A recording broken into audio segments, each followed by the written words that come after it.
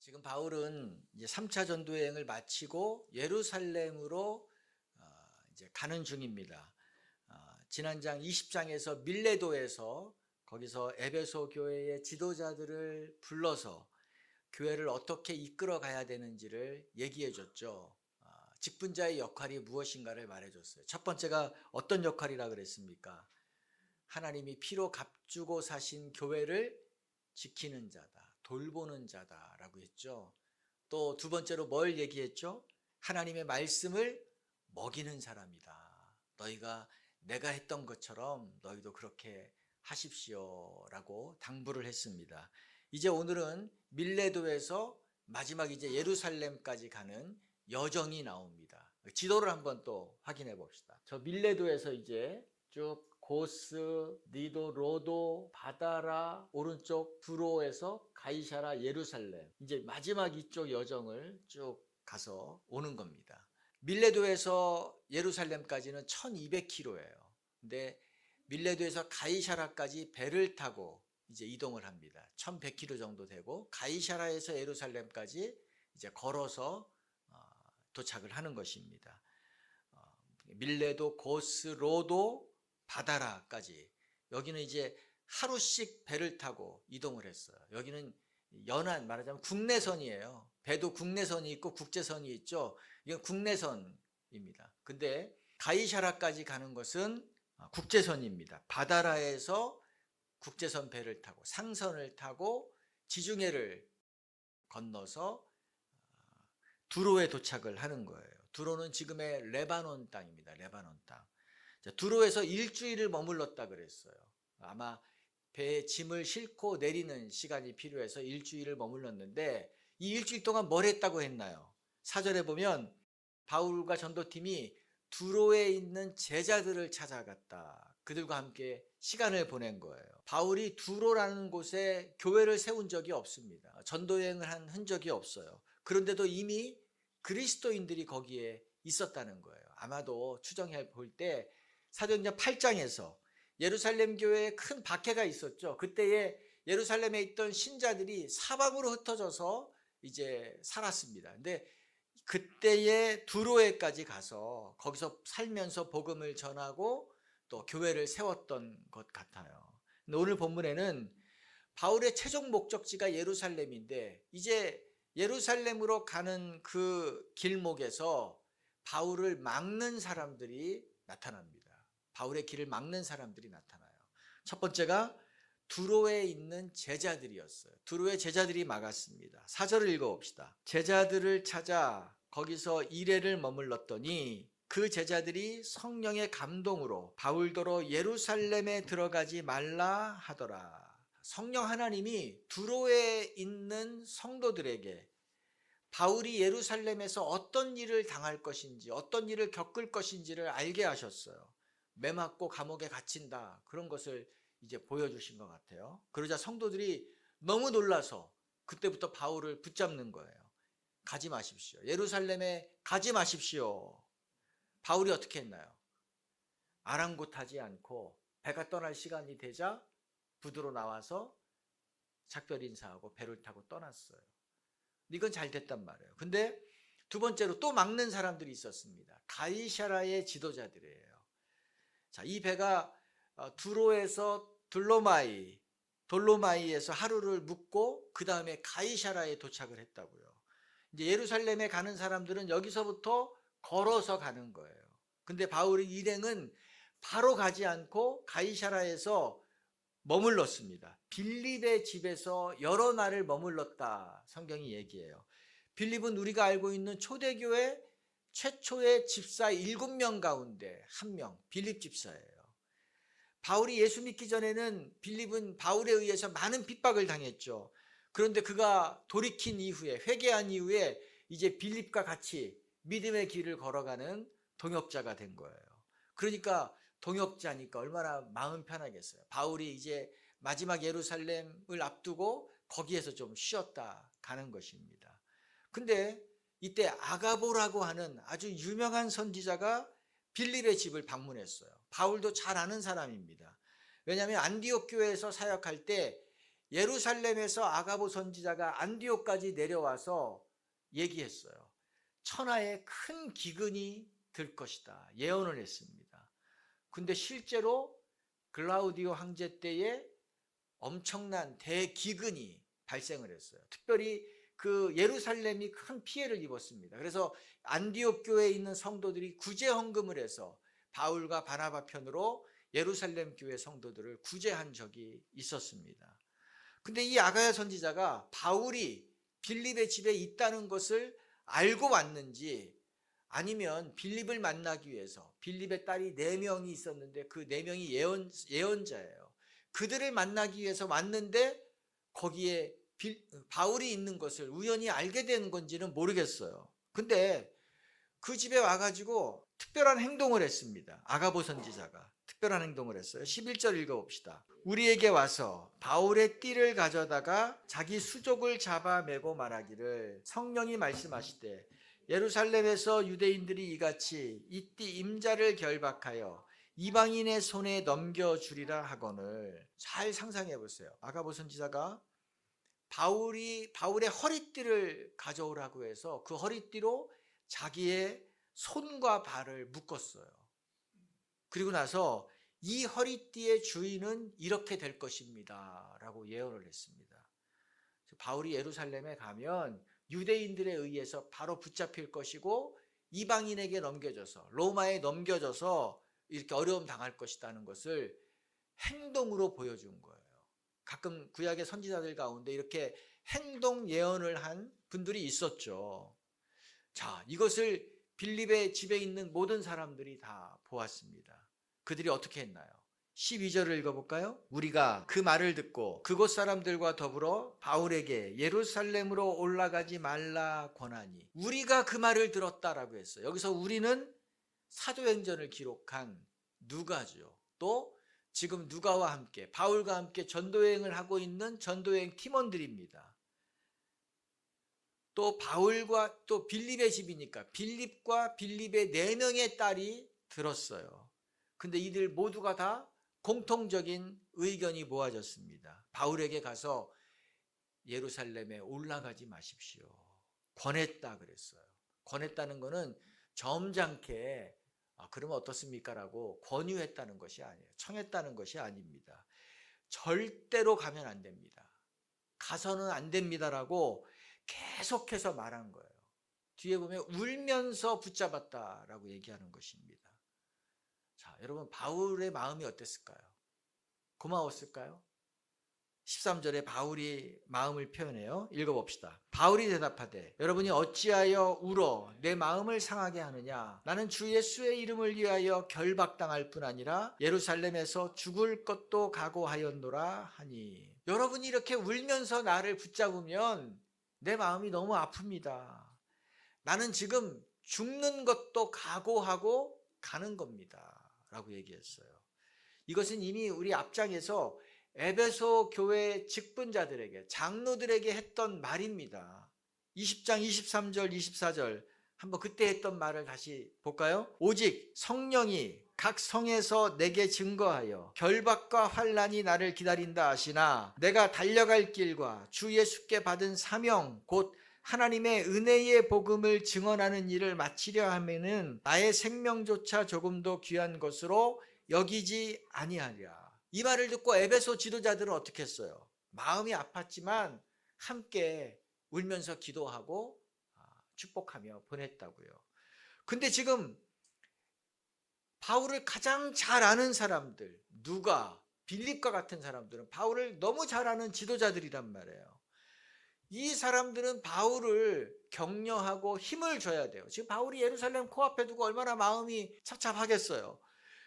바울이 격려받고 힘을 받아야 될 상황인데 오히려 바울의 힘을 빠지게 하고 있다는 거예요, 이 사람들이. 이전에 바울은 믿지 않는 사람들에 의해서 핍박을 받았어요. 근데 지금 보니까 바울은 예수님을 잘 믿는 사람들에 의해서 발목이 계속 잡히고 있는 겁니다. 바울의 마음이 어땠을까요? 얼마나 답답했을까요? 야, 내 마음을 이렇게 모르나? 아는 사람이 아무도 없나? 얼마나 외로웠을까요? 자, 여기서 의문이 들죠. 그러면 하나님은 왜 지금 최종 목적지 예루살렘을 코앞에 둔 시점에서 바울의 길을 막는 사람이 계속 등장하게 만드셨을까? 왜 그랬을까? 제 생각에 첫 번째로는 바울을 위해서였던 것 같아요. 바울을 위해서. 바울에게 미리 예방주사를 놓으시는 것 같아요. 예루살렘에 당할 일이 엄청나게 큰 일이기 때문에 미리 예방주사를 놓는 거예요. 우리 겨울이 오기 전에 독감 예방주사 미리 맞잖아요. 그거 맞으면 아무리 강한 독감이 유행을 해도 독감에 걸리긴 하지만 그렇게 심하게는 걸리지 않는다고요. 이겨나갈 수 있을 정도 그렇게 걸려요. 그래서 그 독감 예방주사를 힘들지만 맞는 겁니다. 바울은 이제 이틀만 걸어가면 예루살렘에 도착해요. 도착하자마자 체포됩니다. 감옥에 갇혀요. 자기가 준비했던 것들 아무것도 해보지 못합니다. 사람이 갑자기 이런 일을 당하면 너무 당황해서 영혼이 무너져요. 이게 무슨 일인가? 감당 못합니다. 그런데 하나님은 2번이나 모의고사를 치르게 했어요. 그 전에 바울에게 알려주기도 했고 실제로 바울을 막 붙잡는 사람들 이런 저항 이런 것을 받고 그것을 이기면서 가는 과정을 통해서 바울로 하여금 한번 대비하게 만드신 것 같아요. 또 하나는 바울의 믿음을 확인하기 위해서입니다. 따라합시다. 믿음을 확인하기 위해서. 지금 이 가이사라를 떠나면 이제 예루살렘에 들어가는 거예요. 다른 길이 없어요. 하지만 지금 가이사라에서 포기하면 배 타고 외국으로 다시 나가면 되는 거예요. 나갈 수 있어요. 그러니까 이 가이사라는 계획을 변경할 수 있는 마지막 찬스, 마지막 기회, 마지막 지점이에요. 여기가. 하나님이 여기에서 바울을 시험 테스트 해보시는 거죠. 큰 시련 가운데 두신 거예요. 그동안 목숨 걸고 자기를 따라왔던 동역자들도 마음이 바뀌었잖아요. 가이사라에서 마음이 다 바뀌었어요. 그 아가부의 예언을 듣고 나서 다 바뀌었습니다. 바울을 보내지 않는 것, 이것이 하나님의 뜻이다라고 그들이 결론을 내렸어요. 또 우리 빌립, 전도자라고 하는 빌립이죠. 이 빌립과 빌립의 딸 4명 예언자들이에요. 딸 4명이 예언자들입니다. 이들도 쟁쟁한 사람들이잖아요. 이 쟁쟁한 사람들 모두가 다 바울을 반대해요. 거기 가면 안 된다는 거예요. 이 말을 무시하면 오히려 바울이 이상해지는 상황입니다. 바울이 지금 이상해지는 사람이 된 거예요. 자, 그리고 바울도 이제 명분이 생겼어요. 어떤 명분입니까? 나는 가려고 했는데 이 모든 사람들이 다 나를 지금 반대했다. 하나님의 뜻이라고 하면서 나를 붙잡았다. 그래서 어쩔 수 없이 나는 이제 다른 길로 갈 수밖에 없었다. 명분도 생기는 거예요. 그럼 고생도 피할 수 있습니다. 여러분이 바울이라고 하면 이 가이사라에서 어떻게 하시겠어요? 그래도 가겠습니까? 아니면 되돌아가겠습니까? 편한 길로 가겠습니까? 근데 하나님은 여기서 바울이 어떤 선택을 하는지, 여기서 어떤 결정을 하는지를 보시는 거예요. 그리고 바울의 마음 가운데 하나님께서 질문하시는 거죠. 물으시는 거죠. 네가 이래도 나를 따르겠느냐? 네가 이런 상황에서도 나를 신뢰하고 내 말을 듣고 같이 가겠느냐? 내가 지시한 길을 걸어가겠느냐? 하나님이 그 마음 가운데 지금 말씀하셨을 거예요. 근데 이거는 하나님이 자주 쓰시는 방법인 것 같아요. 아브라함에게도 이렇게 하셨잖아요. 아브라함에게 모든 민족의 아버지가 되게 하겠다라고 말씀하셨는데 좀 지나자 아들을 주시고 나서 아들이 좀 크자 뭐라고 그랬습니까? 네 아들 독자를 나에게 바쳐라 라고 얘기했어요. 아브라함에게 물으시는 거예요. 너 그래도 나를 따를 것이냐? 너 그래도 내 말을 듣고 할 것이냐? 질문하시는 거예요. 요셉에게도 그랬죠. 모든 사람이 요셉에게 절을 하는 꿈을 꾸게 하셨어요. 2번이나 꾸게 하셨어요. 확증이란 얘기. 요셉이 모든 사람의 지도자가 된다는 거잖아요. 그런데 현실은 어땠습니까? 요셉이 노예로 팔려가고 기약 없이 감옥에 갇혀버렸습니다. 그때 요셉에게 물으시는 거예요. 네가 이래도 내가 너에게 한 말을 너는 믿을 것이냐? 내가 너에게 보여준 비전을 너는 붙잡을 것이냐? 말씀하시는 겁니다. 하나님이 우리에게도 이렇게 하세요. 말도 안 되는 상황 속으로 우리를 밀어 넣으실 때가 있다고요. 뭔가 억울한 일을 만나게 하실 때도 있죠. 아무것도 없을 때도 있고, 길도 보이지 않을 때도 있고, 살고 싶지 않은 마음이 들 때도 있어요. 너무 상황이 막막하니까. 이때 우리에게 물으시는 거예요. 네가 이래도 나를 믿을 것이냐? 네가 이런 상황 가운데에서도 나를 신뢰할래? 내 말을 듣겠니? 라고 물으시는 겁니다. 하나님은 우리가 어떤 선택을 하는지, 이때 어떤 결정을 하는지 그 믿음을 보시는 거예요. 진짜 믿음인지 아니면 정말 이 말로 하는 립서비스 하는 믿음인지를 확인하시는 거예요. 저와 같이 신학교를 입학했던 그 동기들 가운데 지금까지 사역의 길을 가는 사람은 30% 정도라고 하더라고요. 제가 아는 우리 동기가 조사를 다 했더라고요. 30% 정도 된대요. 30% 남았다라고 하더라고요. 70%는 진작에 다 중도 포기한 거예요. 근데 제가 보니까 이 남아있는 30% 중에서도 내가 정말 계속 할 수 있을까? 내가 계속 해야 되나? 라는 갈등과 이 고민의 상황 가운데 있는 분들이 대다수인 것 같아요. 그런 어려운 상황에 있어요. 제가 얼마 전에 6명의 목회자들과 대화를 나누었는데 들어보니까 다들 난감한 문제 앞에 갈등하고 있더라고요. 제가 도와줄 수 있으면 도와주고 싶어요. 근데 도와줄 방법이 없어요. 너무 답답했어요.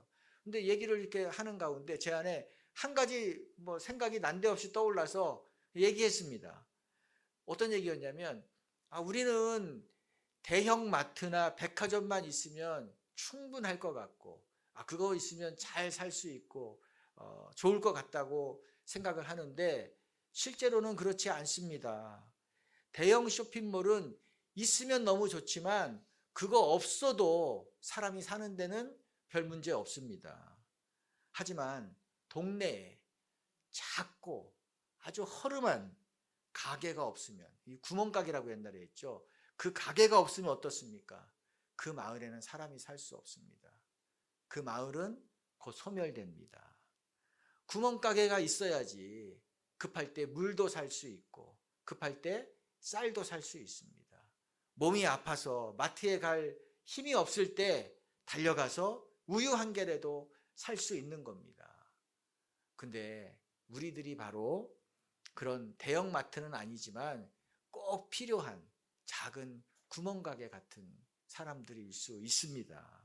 우리가 그런 역할을 하는 것입니다. 영적으로 우리가 없어지면 영혼이 죽어가고 사람들이 살 수 없는 겁니다. 그러니까 하나님이 우리에게 이 역할을 맡기셨다면 우리가 좀 감당합시다. 어려워도 끝까지 한번 해봅시다. 이런 얘기를 같이 제가 뜬금없이 했던 적이 있어요. 그렇죠. 그렇지 않습니까? 아브라함 어떻게 했나요? 아브라함은 모리아 산까지 3일 길을 걸어갔다 그랬어요. 그 얘기는 중간에 언제든지 되돌아갈 수 있었단 말이에요. 이삭을 죽이지 않을 수 있었어요. 그런데 되돌아가지 않고 산 정상까지 올라갔습니다. 번제단 위에 올려놓기까지 했습니다. 그러자 하나님 말씀하셨죠. 창세기 22장 12절 하반절 읽어봅시다. 네가 네 아들 내 독자까지도 내게 아끼지 아니하였으니 내가 이제야 네가 하나님을 경외하는 줄을 아노라.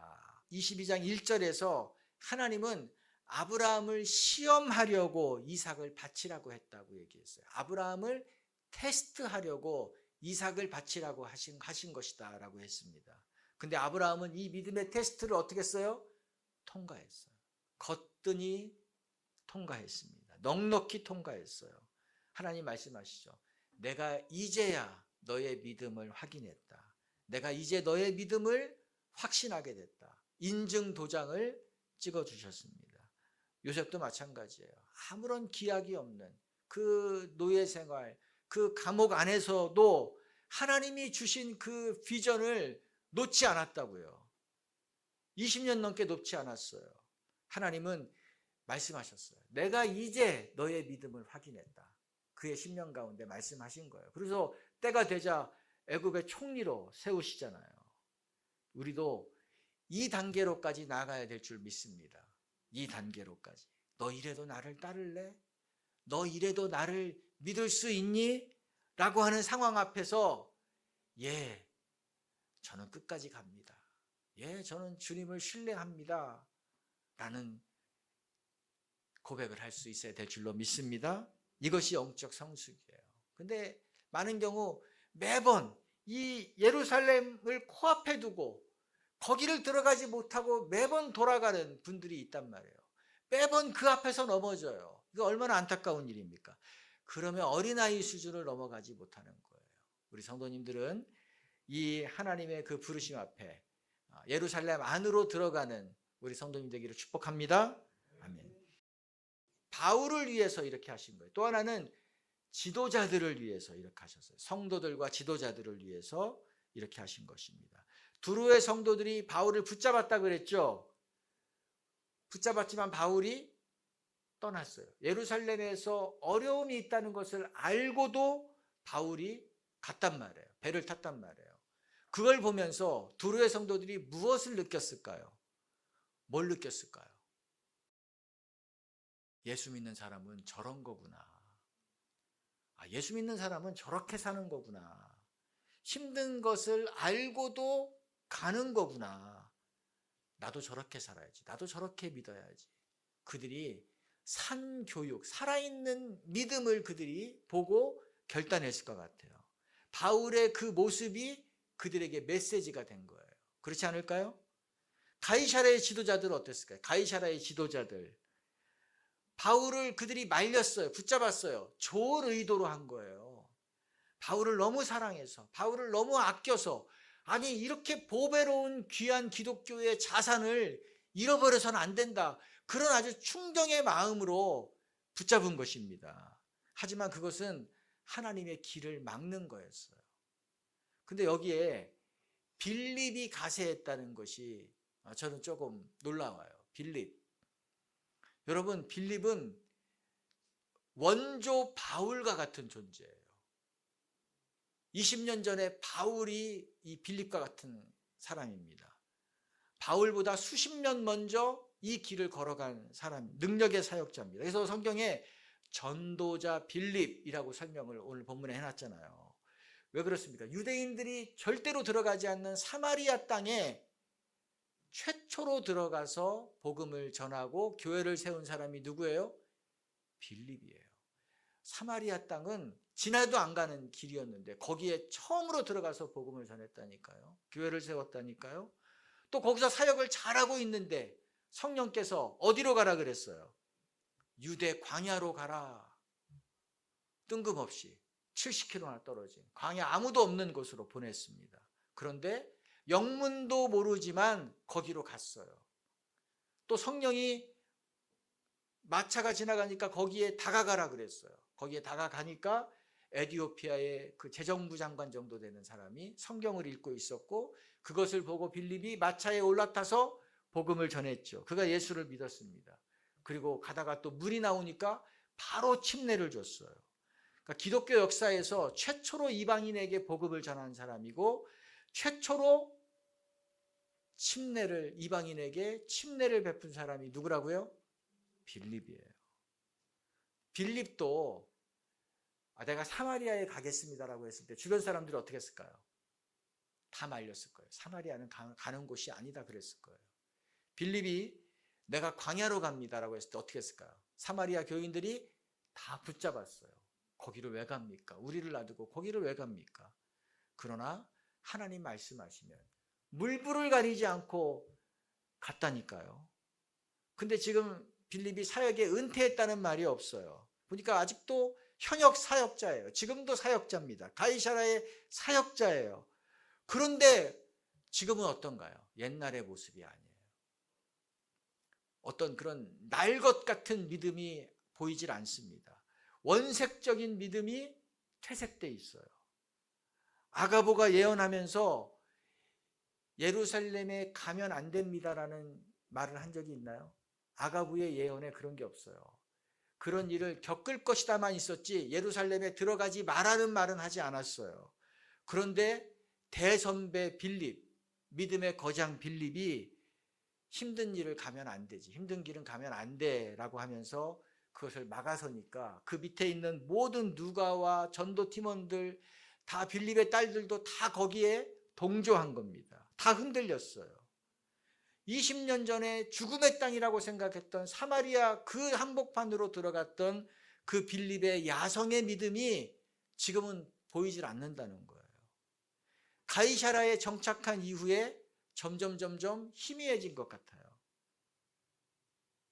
가이사라에서 빌립이 무슨 사역을 했다는 것이 성경에 나오지 않습니다. 아마도 삶이 안정된 후에, 사역이 안정된 후에 그가 더 이상 치열한 믿음의 싸움을 하지 않은 것 같다는 느낌을 지울 수가 없습니다. 하나님은 이런 빌립, 이런 가이사라의 그 분위기, 그리스도인들의 분위기, 이것을 깨우기 위해서 바울을 이렇게 반대하게 하신 것 같아요. 바울을 통해서 그들은 영적인 각성이 일어났을 거예요. 끝까지 믿음의 길을 가는 바울, 우리 모두가 다 반대하는데도 절대로 굽히지 않고 하나님의 말씀을 따라가는 바울을 보면서 이들의 그 식었던 믿음이 활활 다시 타오르기 시작했어요.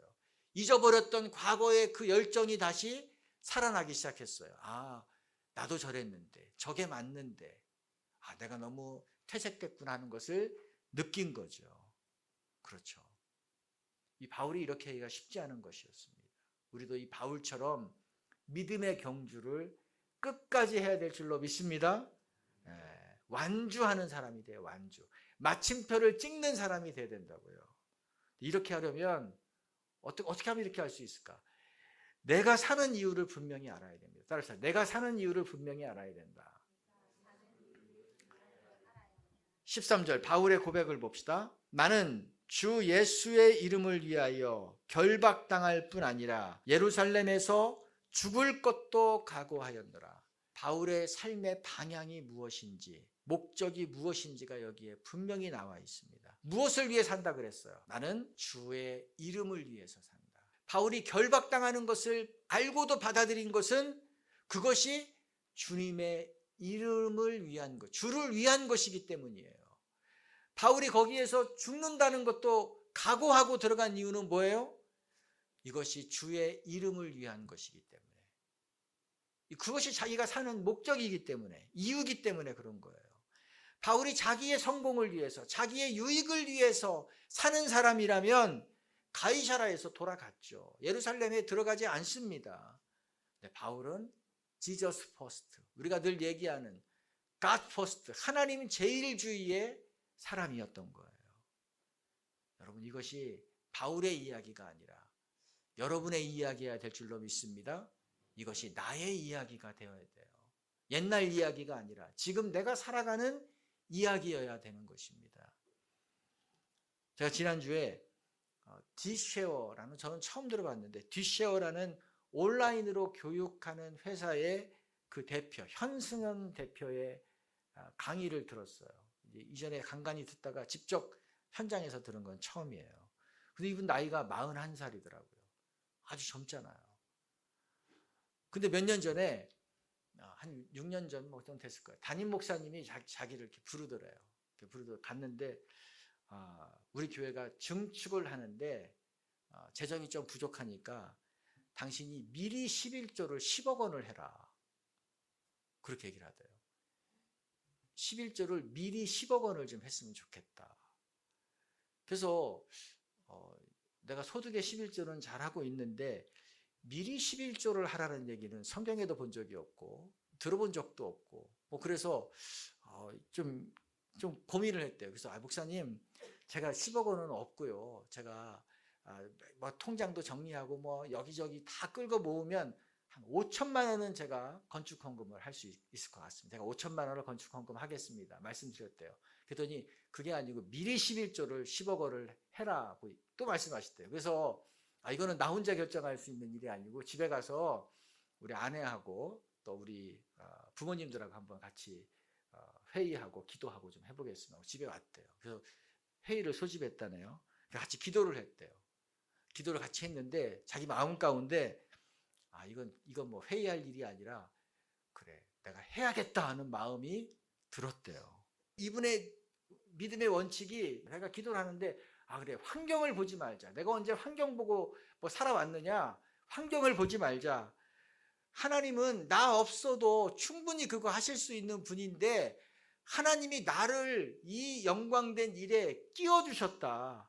이거 얼마나 감사한 일이냐. 이거 내가 감사해야 될 일이다. 그런 마음이 들더래요. 그래서 이 부모님들하고 그 아내 앞에서 하겠다고 선포를 했다네요.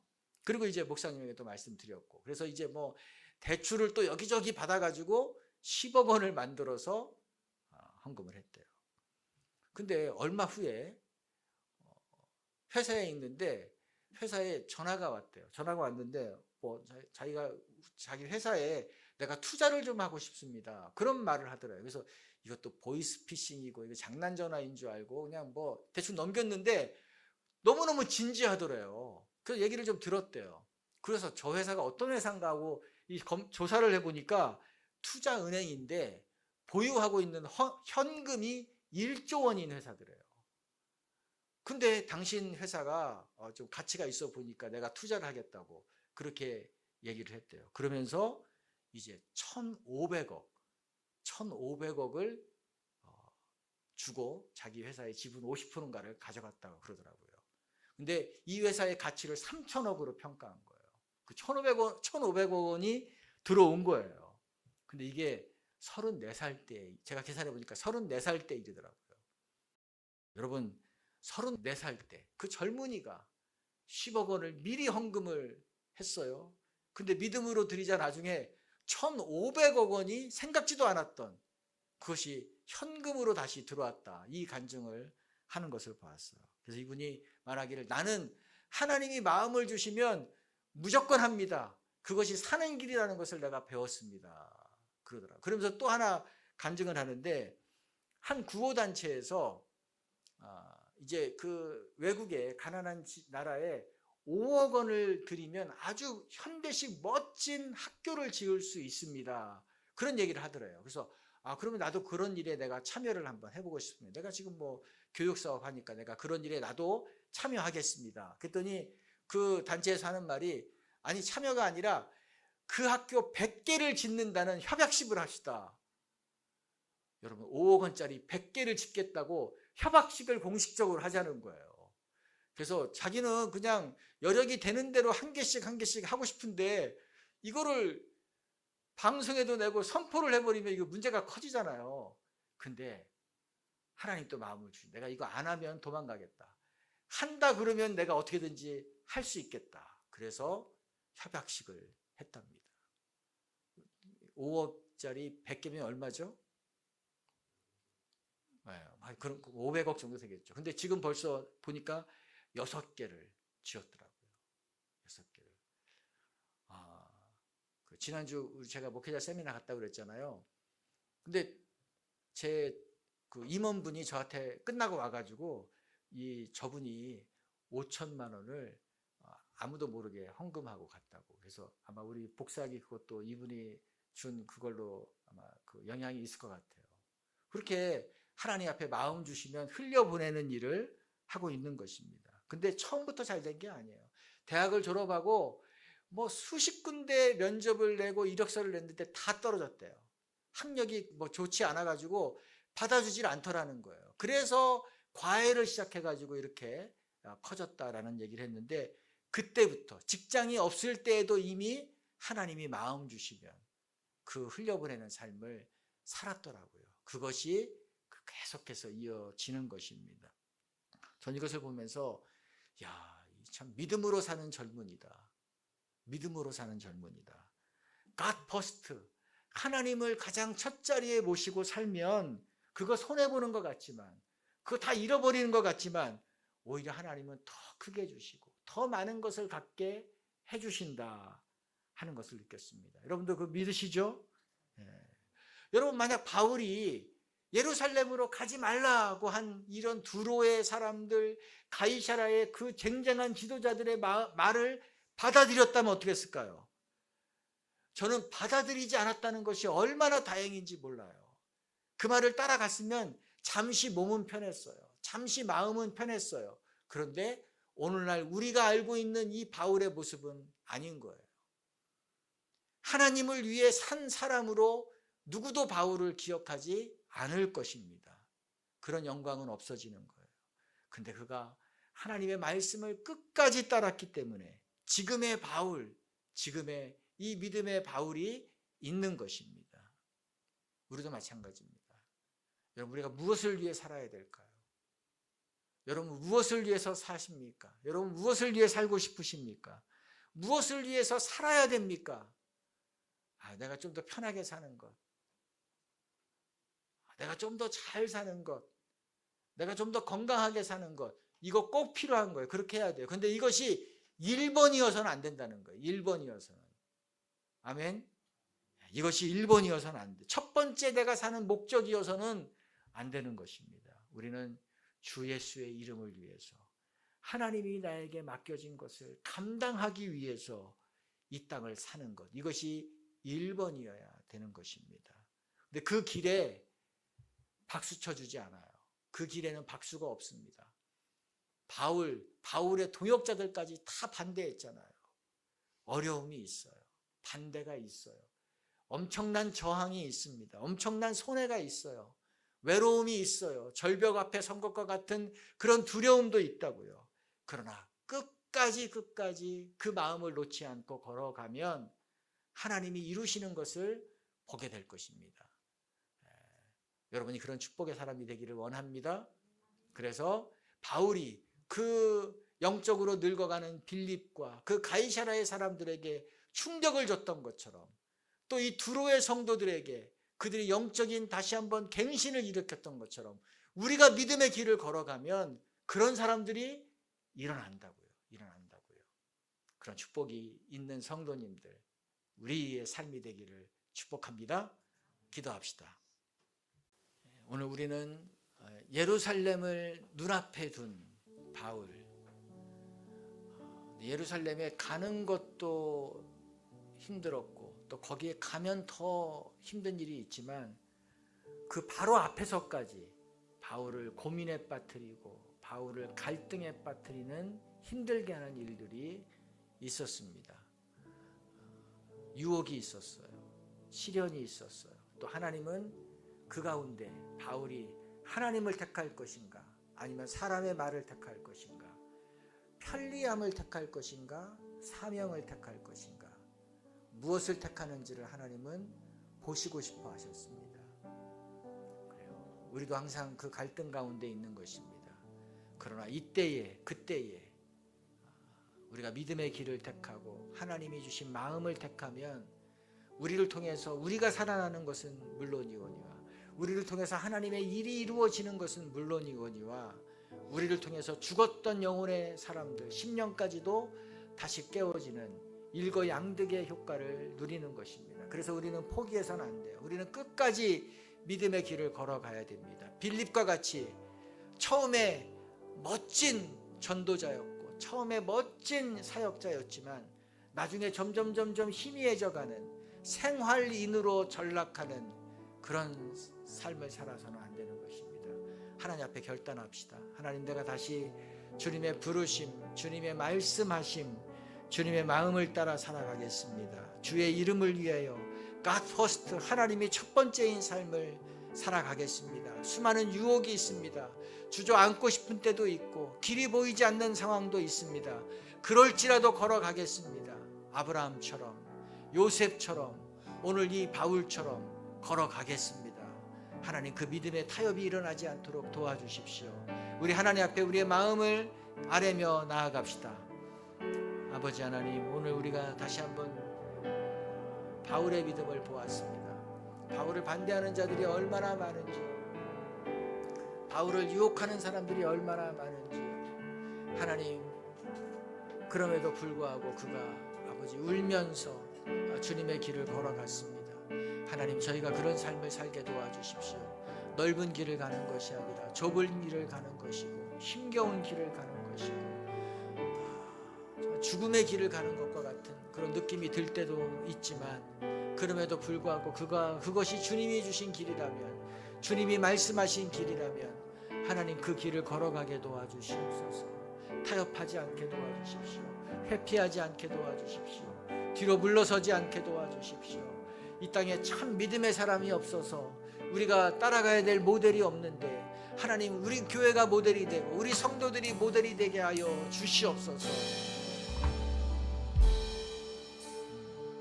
또 한 번 더 기도할 때에 우리 어린이 주일, 우리 다음 세대 주일입니다. 우리 다음 세대 믿음의 세대들을 위해서 기도합시다.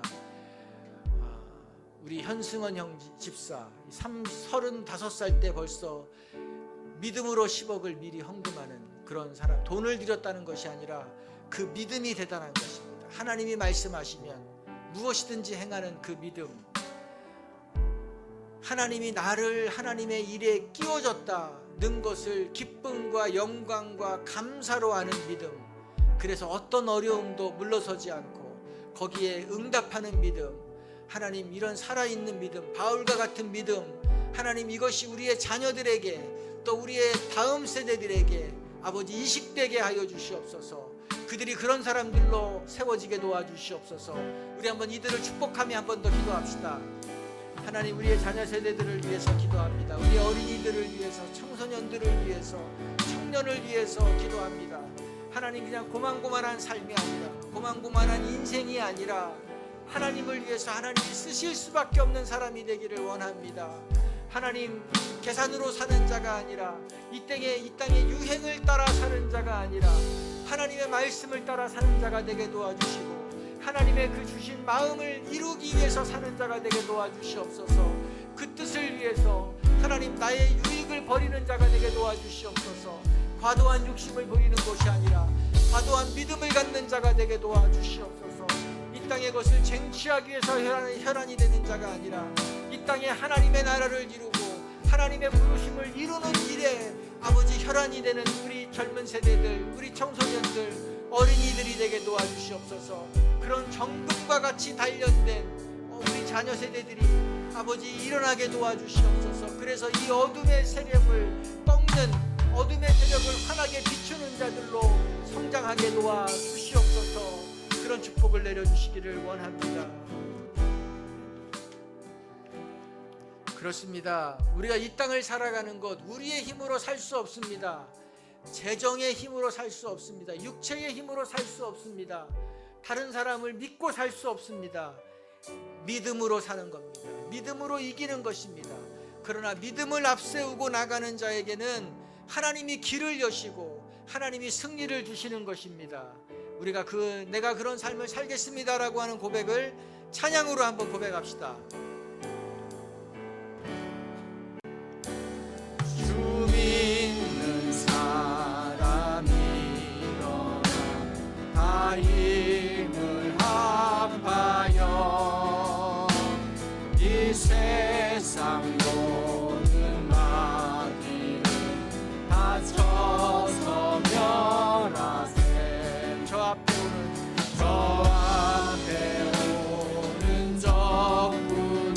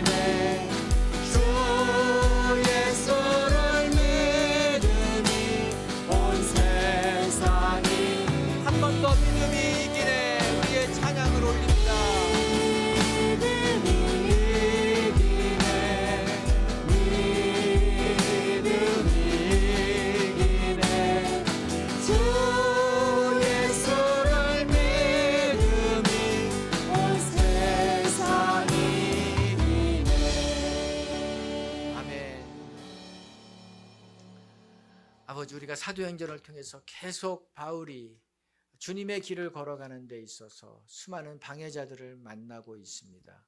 믿지 않는 자들로부터 방해를 받았는데 오늘은 믿는 자들, 함께 동역했던 자들로부터도 또 그의 길을 막는 일이 있었습니다.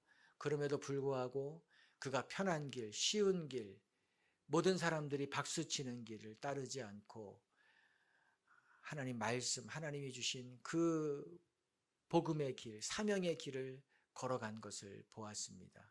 하나님, 저희들이 그런 삶 되게 하여 주시옵소서.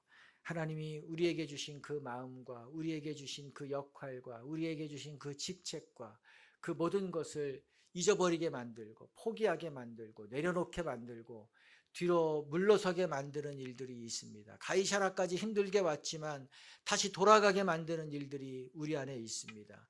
예루살렘에 들어가지 못하게 하는 그런 유혹을 우리가 받습니다. 그럼에도 불구하고 우리가 그것에 넘어가지 않도록 하나님 우리를 도와주시옵소서.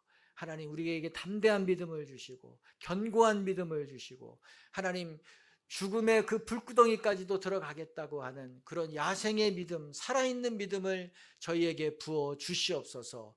그래서 참 믿음이 없이 이 수준이 떨어져 나가고 있는 이 시대 가운데 우리가 그 삶의 모범을 보이는 삶이 메시지가 되는 그런 사람들, 그런 교회가 되게 하여 주시옵소서. 성부와 성자와 성령의 은혜가 하나님이 주신 마음을 끝까지 간직하기로 결정한 성도들 위해 영원히 함께하기를 예수님의 이름으로 축원드립니다.